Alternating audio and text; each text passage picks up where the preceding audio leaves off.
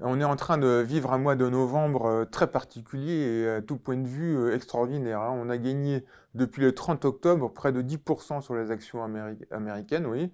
On a gagné 17% sur l'indice Eurostock avec un réveil spectaculaire des valeurs value cycliques, puisque en Europe, elles ont progressé de presque 25% alors que les valeurs de croissance n'ont progressé que de 10%.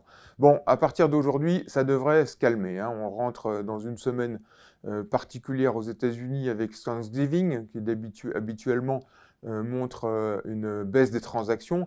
Et puis, les investisseurs vont peut-être prendre un peu de bénéfices, reprendre leur souffle, si bien qu'à l'approche des clôtures de fin d'année, on peut avoir des petites corrections passagères. Et nous, on pense qu'il faudra en profiter. Pourquoi? Parce qu'on a le sentiment que la tendance positive va se poursuivre et repartir en début d'année prochaine. Deux raisons à cela. D'abord, avec le vaccin qui va se diffuser de plus en plus, bah, l'économie devrait ouvrir et redémarrer. Donc les perspectives de croissance sont meilleures l'année prochaine, en tout cas meilleures que ce qu'on pouvait attendre. Et de ce fait-là, les comptes des entreprises vont se rétablir et les croissances de bénéfices pour l'année prochaine vont continuer à remonter sensiblement, peut-être au-delà de ce que les analystes attendent, et dans un contexte où les taux d'intérêt vont rester très bas, hein. Les banques centrales l'ont annoncé, les taux courts resteront bas pour longtemps, et ça devrait calmer la petite velléité qu'on a eue de remonter des taux longs. Donc, dans cet environnement, les actions devraient continuer à progresser, et notamment aussi le style value cyclique ou valeur décotée, comme on dit en français.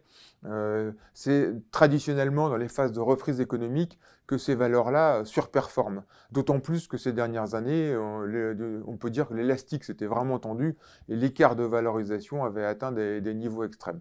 Donc des perspectives plutôt favorables sur les actions pour les prochains mois, notamment sur ce style value cyclique.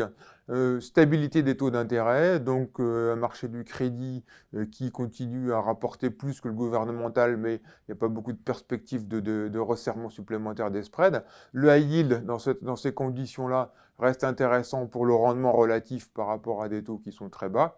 Et puis, n'oublions pas, en diversification, encore une fois, la dette émergente. Les flux commencent à revenir sur cet actif qui est un peu en retard par rapport aux autres depuis le début de l'année. On a vu des flux très positifs la semaine dernière et ces trois dernières semaines. Et n'oublions pas non plus, toujours dans une logique de diversification, l'or est en train de corriger logiquement, hein, puisque son côté valeur refuge perd un petit peu de terrain dans ce contexte d'amélioration générale. Mais n'oublions pas que dans un environnement de taux réel négatif et avec des possibilités éventuelles de reprise de l'inflation, en tout cas légère, mais peut-être, l'or constitue un actif intéressant pour le moyen terme.